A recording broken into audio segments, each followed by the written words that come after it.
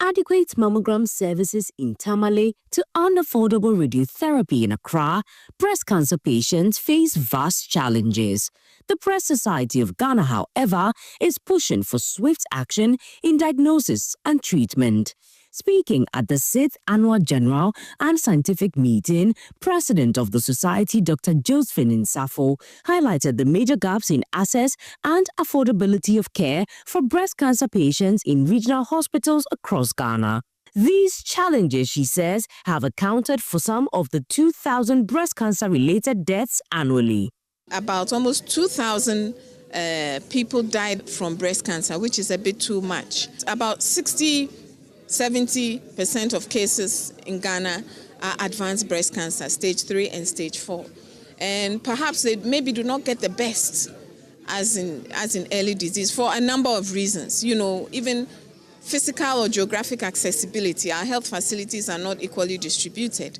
They are not equally stocked in terms of infrastructure to treat breast cancer.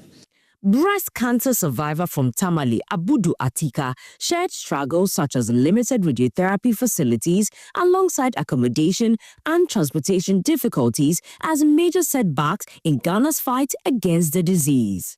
Northern region, some of the challenges we face through breast cancer journey is that Tamale Teaching Hospital doesn't have a mammogram machine. And so sometimes we have to go outside the hospital to get it, which is a little bit expensive. There's no radiotherapy center in Northern region. Of course, we have one in Konfanochi and then one in Kolebu. But then we have to travel all the way to Konfanochi or Kolebu to have a radiotherapy done. There are no places for us to sleep. Sometimes some sleep outside the hospital premises, which of course is not good for our mental health.